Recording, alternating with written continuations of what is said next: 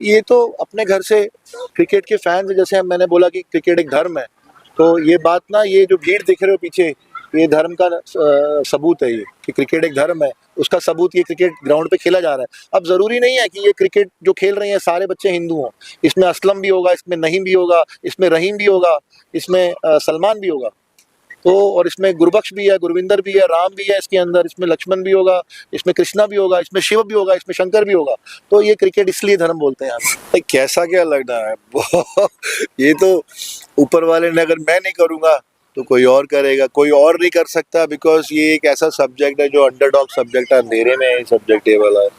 और अगर परमात्मा ने बुद्धि दी है, शक्ति दी है, परमात्मा ने उतनी क्षमता दी है, कनेक्शन दिया है, और क्योंकि मुझे इस सब्जेक्ट के बारे में मालूम है, हम लोग किसानी करते आए हैं, मुझे किसान की रोज़मर्रा की प्रॉब्लम्स के बारे में पता है, मुझे उनके घर बार के, उनके रसोई के बारे में पता है, मुझे उनके किचन के बारे में पता है, मुझे उनकी पढ़ाई, उनके कपड़े, उनके जूते, उनके चप्पल, उनकी तकलीफ़ों के बारे में मुझे पता है। क्योंकि वो तकलीफ़ें मुझे नहीं आई, क्योंकि हम लोग एक सशक्त परिवार से थे, लेकिन जो किसान सशक्त नहीं है, ऑब्वियसली उसके लिए प्रॉब्लम है, तो why not fight for them, हम उनके लिए लड़ाई करेंगे, और बाकी सही इंटेंशन से करेंगे और जीत हमारी होगी। और जो काम मेरे ख्याल से सही इंटेंशन से किया जाता है, जीत उसकी होती है। पिछली दफा आप तिरुपति गए थे तो वहाँ आपने कहा किसानों को पानी की जरूरत है, हाँ। वादों की नहीं। क्या लग रहा है, सरकार अभी भी विफल है किसानों को लेकर, सरकार की नीति विफल है? देखो, पूरी सरकार, जितनी सरकारें हमारी आई गई जो हैं, वो ज़रूरी नहीं है कि सारी सरकार जो है वो 100% परफेक्ट है। परफेक्शन लोगों के पास कम है, तो परफेक्ट सरकार की मशीनरी को और उसके कंप्लायंस को परफेक्ट करने के लिए किसी न किसी को तो आवाज़ उठाना पड़ेगा। जो सशक्त मंत्री होता है, जो मिनिस्टर होता है, उसकी अपनी प्रॉब्लम्स होती हैं, कहाँ चुप रहना है, कहाँ बोलना है, कौन सा मुद्दा उठाना है, कौन सा मुद्दा छुपाना है। लेकिन मेरी कोई मजबूरी नहीं है, मैं खुल के बोल सकता हूँ। किसान आंदोलन एक बड़ा आंदोलन रहा है देश में, पहले भी हुआ है और आज के समय में भी हो रहा है। क्या लग रहा है, कितना उचित है और कितना किसान जागरूक है अपनी समस्याओं को लेके, जहां आज भी किसानों के फसल को उचित दाम ना मिलना, तमाम तरीके की दिक्कतों का सामना करना नहीं, फसल को उसकी दाम ना मिलना ना, ये तो एक कॉमन स्टेटमेंट है, सब लोगों ने उछाला, इसी को मजे लिए। ये ना मर्सी कार्ड है, फसल को दाम ना मिलना। ये हर आदमी, हर किसान, क्योंकि पढ़ा लिखा नहीं है, थोड़ी पढ़ाई में कमी पेशी होती है, तो ये मर्सी कार्ड सब खेलते हैं कि मुझे दाम नहीं मिला। लेकिन ऐसा नहीं है। जैसे एक दलिया, अगर मैं बात बोलूं कि एक दलिया है, जैसे एक दलिया है, अगर हम मानो एक किलो दलिया अगर हम मार्केट में लेने जाते हैं किसी बिग बाजार में, तो कितने रुपए किलो मिलता है? 250 रुपए, 300 रुपए किलो, है ना? तो और लेकिन वही दलिया जो जिस चीज से बनता है, गेहूं से, जिस भी चीज से बनता है, वो 12 रुपए किलो बिकती है।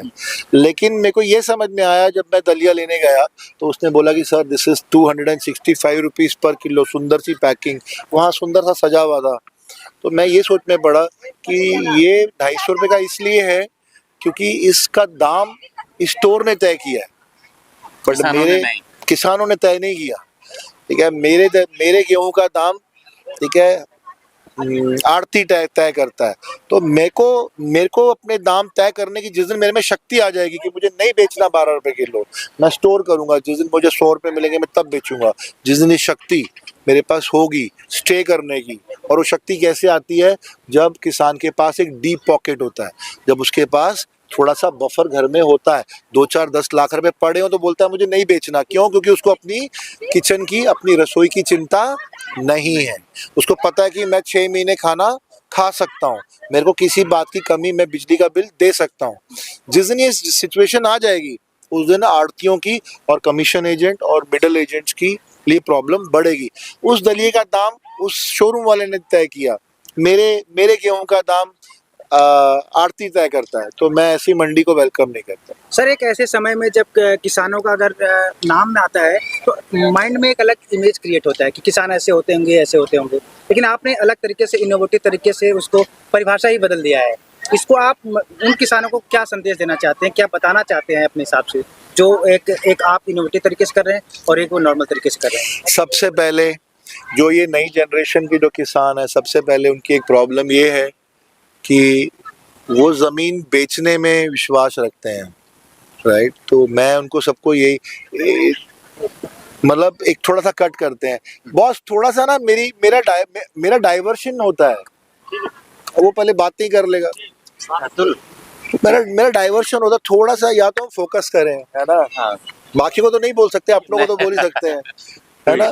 क्या गॉसिप है, क्या कानाफूसी है, मुझे नहीं मालूम, वो भी है बाद में कर लेंगे, है ना। राइट, हाँ। क्या था क्वेश्चन? ये किसान की अलग इमेज बन रही है, अगर किसान का नाम लेने वगैरह, लेकिन आप अलग तरीके से उसको कर रहे हैं, तो उन किसानों को क्या संदेश है?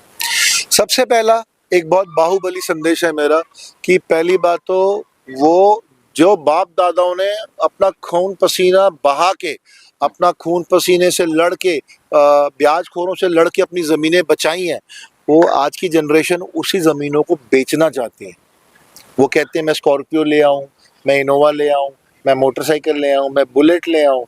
यही मैं एक बहुत स्ट्रॉन्ग स्टेटमेंट और ये सलाह यंग किसानों को देना चाहता हूँ कि अगर वो ज़मीन का अधिपति है, ज़मीन का मालिक है, तो अपनी ज़मीन पे छाती ठोक के पैर जमा के रखे, यही ज़मीन उसको स्कॉर्पियो, बुलेट, गाड़ियाँ, ऐशो आराम, अच्छा कपड़ा और अच्छा जीवन देगी, बेशर्ते अगर आप उस ज़मीन की कीमत समझो, उसकी इज्जत करो और उससे क्या मिल सकता है, उससे क्या पैदा हो सकता है। और ज़मीन वो चीज़ है जो आपको कमा के देती रहेगी, देती रहेगी, देती रहेगी।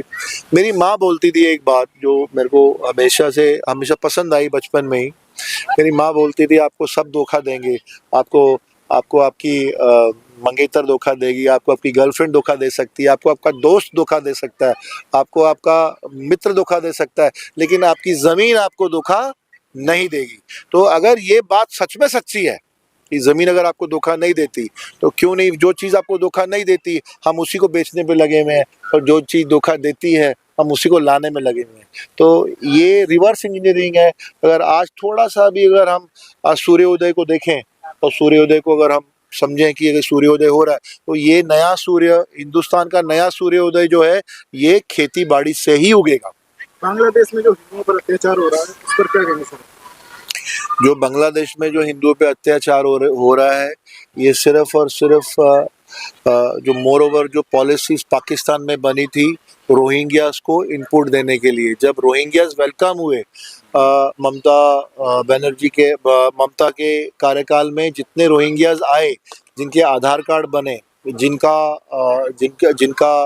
वोटर आईडी कार्ड बना, जो लास्ट टाइम कलकत्ता की वोटिंग जीतने के लिए रोहिंग्यास को वेलकम किया गया, नहीं रोका गया, बॉर्डर खुले रहे, और आज वो सारे बस गए, आज वो सारे हिंदुस्तानी है। बट अल्टीमेटली जो अत्याचार है वो इसी वजह से हो रहा है कि because Hindus are not welcome. वो चाह रहे हैं कि यहाँ पर भी आ जाए और वहाँ से भी हिंदुओं का पलायन हो। ये सिर्फ एक पॉलिटिकल, एक जियो स्टैटिस्टिक प्रॉब्लम है जिसको जियो स्टैटिस्टिकली ही ठीक किया जा सकता है। सर, आप शिवराज जी से मिलने वाले हैं, क्या है तो क्या है, आपको कैसे मिलेंगे, किस आधार पर बातचीत करेंगे? शिवराज सर से हमारे जो एग्रीकल्चर, हमारे कृषि मंत्री शिवराज चौहान है, वो एक तो बहुत तजुर्बेकार है, उन्होंने बहुत लंबा कार्यकाल बिताया है एज अ चीफ मिनिस्टर, वो भी मध्य प्रदेश जैसे बड़े राज्य के अंदर। और मैं समझता हूँ कि जो भी वो एग्रीकल्चर मिनिस्ट्री में जो भी पॉलिसीज बना रहे हैं, जैसे वो मूव कर रहे हैं इस टाइम, वो ग्राउंड लेवल पे मूव कर रहे हैं, और छोटे किसान, बड़े किसान, मिडिल वैल्यू के किसानों से वो रूबरू बात कर रहे हैं। और वो उस मंत्रियों की तरह बिल्कुल भी नहीं है जो अपने कैबिन में बैठ के पॉलिसीज बनाते हैं। मेरे ख्याल से हमेशा वो टूर पे ही रहे हैं। He is a dedicated agricultural minister, जो मैंने अपने 25 साल के कार्यकाल में देखा है। इनसे अच्छा एग्रीकल्चर मिनिस्टर शायद पहले आए होंगे, बट मुझे ध्यान नहीं है उस बारे में। और इस बार जो मेरी उनसे मुलाकात है वो प्योर है, वो वाटर पे है कि हम पानी कैसे अवेलेबल करा सकते हैं छोटे किसानों को जिसके पास बोरवेल के लिए पैसे नहीं है। बिकॉज एक बोरवेल कराने के लिए भी लाख 1.5 लाख चाहिए। चलो जी, बोरवेल करा लिया, बोरवेल कराने के लिए मोटर डालने के लिए पैसे चाहिए, पाइप डालने के लिए पैसे चाहिए, इलेक्ट्रिसिटी के लिए पैसे चाहिए, ट्रांसफार्मर के लिए पैसे चाहिए। तो जिसके पास ये ना नॉर्मल क्या था वो, जहाँ ना 9 मन तेल होगा ना राधा नाचेगी। तो ये 9 मन तेल कैसे अवेलेबल हो सकता है एक छोटे किसान के लिए, यही मुद्दा है। और उसका नाम है पानी। पानी फ्री में मिल जाएगा तो हर किसान सशक्तित होगा, उसके पास भी रीबॉक होंगे पैरों में, और उसके पास भी कपड़े अच्छे होंगे, वो फटी हुई धोती में नहीं घूमेगा। और किसान को बड़े ऐसे बेचारे की नज़रों से नहीं देखा जाए। बिहार के किसानों पर भी बात होगी, यूपी के किसानों पर बात होगी। बिहार के किसानों पर 100% बात होगी, बिकॉज बिहार में दो ही चीज हमेशा प्रबल रही है, एक बाढ़ और एक सूखाग्रस्ती। सूखाग्रस्त से लड़ने के लिए जो समीकरण चाहिए, पानी है तो बहुत पानी है, बाढ़ है तो सूखा है तो बहुत सूखा है, दोनों बात को अगर हम ध्यान में रखते हैं तो दोनों का अगर समीकरण बैठ जाता है तो बिहार से ज़्यादा प्रोडक्टिव स्टेट मैंने आज तक नहीं देखा। बेशर्ते इसका समीकरण नीतीश सर, इस बारी जो हमारे चीफ मिनिस्टर हैं नीतीश जी, अगर इस बिहार की पॉलिसी पे काम कर जाते हैं तो इससे बड़ा तरक्की करने वाला कोई राज्य होगा ही नहीं। बिहारियों को बाहर जाने की ज़रूरत नहीं पड़ेगी, बिहारियों को पंजाब जाके काम करने की ज़रूरत नहीं पड़ेगी, बिहारियों को खैनी पे चढ़ने की ज़रूरत नहीं पड़ेगी, बिहारियों को दूसरे राज्य में जाके लेबर करने की ज़रूरत नहीं पड़ेगी, बेशर्ते अगर ये सूखाग्रस्त और बाढ़ का समीकरण बिठा दिया जाता है। तो सर, क्रिकेट के टूर्नामेंट पे आप एज ए चीफ गेस्ट आए हैं, एक टूर्नामेंट है, तो आप क्रिकेट को और पॉलिटिक्स को कैसे देखते हैं? क्रिकेट में क्या पॉलिटिक्स होना जो मौजूदा समय में जो चल रहा है? थोड़ा सा मैं इस मामले में कच्चा हूँ, लेकिन हाँ मुझे ये मालूम है कि क्रिकेट हमेशा से मतलब मैंने जैसे पहले ही बोला कि एक भी रिलीजन की तरह देखा जाता है। और जब भी इंडिया पाकिस्तान का मैच होता है तो अंदर का जितना पैट्रियटिज्म है, जितनी देशभक्ति है, वो बाहर आ जाती है। हाथ में अगर पतीला होता है तो भी दे मारते हैं वो, हाथ में बॉल होता है तो भी दे मारते हैं, और मतलब कभी वो मंदिर पे एक टांग पे खड़े होते हैं, कभी वो अपनी गर्लफ्रेंड से बात नहीं करते, कभी वो अपनी माता से बहुत ज़्यादा बात करते हैं, कभी गोद में लेट के देखते हैं अपनी माँ के। तो ये एक सुपरस्टिशियसनेस है, ये बिलीव है।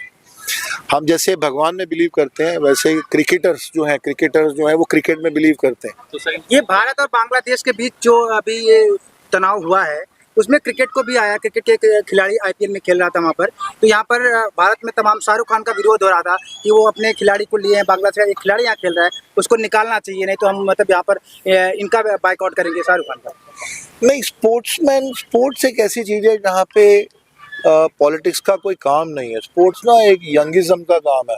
इसमें जो केपेबल है, जो लायक है, फर्स्ट डिजर्व देन डिज़ायर। अगर वो डिज़र्व करता है खेलना तो उसकी डिज़ायर पूरी होनी चाहिए, और अगर वो डिज़र्व ही नहीं करता तो उसकी डिज़ायर पूरी, अगर वो निस्वार्थ खेलता है और मैं बिना साफ इंटेंशंस के साथ अगर खेलता है तो उसको वेलकम किया जाना चाहिए।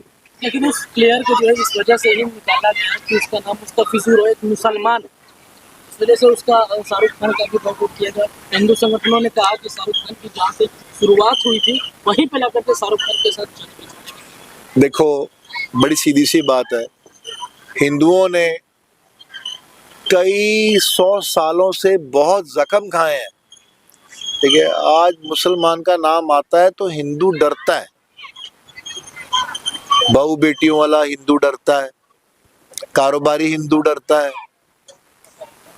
सामाजिक हिंदू डरता है, धार्मिक हिंदू डरता है, सनातनी डरता है। तो अपने डर को वो अगर निकाल सकता है तो वो इसी तरीके से निकाल सकता है, भले उस प्लेयर का जो नाम है, भले उस प्लेयर का कोई कसूर ना हो सकता है उसका कसूर ना हो, लेकिन उसका जो भी पूर्वजों ने या जो पुराना हमारा इतिहास रहा, जो हमारा तजुर्बा रहा, वो डर का है। हिंदू डरता रहा है। आज हिंदू खड़ा अपने पैरों पे हुआ है, आज हिंदू खड़ा हो रहा है अपने पैरों पे। ही वांट्स टू फाइट बैक, वो रिटेलिएट करना चाहता है। 370 काटा, बहुत बढ़िया हुआ। 370 नहीं काटते आज भी गरीबों की तरह रहते, आज भी कुछ जो बहुत सारे मुस्लिम्स हमारे ही देश में रहते हैं। आप देखते हो, रील्स देखते हो, न्यूज़ देखते हो, जिसमें बोलते हैं पाकिस्तान जिंदाबाद।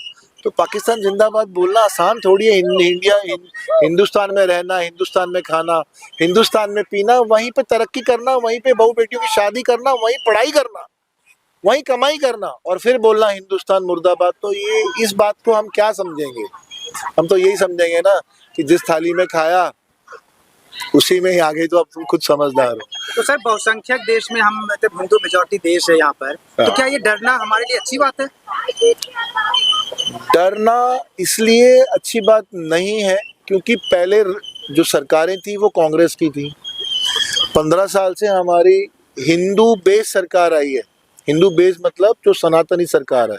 अब मैं इसमें आरएसएस है नहीं है, मेरे को वो उसमें मेरा उसमें इंटरेस्ट नहीं है, बट मुझे ये मालूम है अगर मैं हिंदू परिवार से हूँ तो मेरे बहुत सारे दोस्त हैं जो मुस्लिम है, मेरे घर में कुक मुस्लिम है, मेरा सिक्योरिटी, मेरा पीएसओ मुस्लिम है, मेरा ड्राइवर मुस्लिम है, हमारे घर की मेड मुस्लिम है।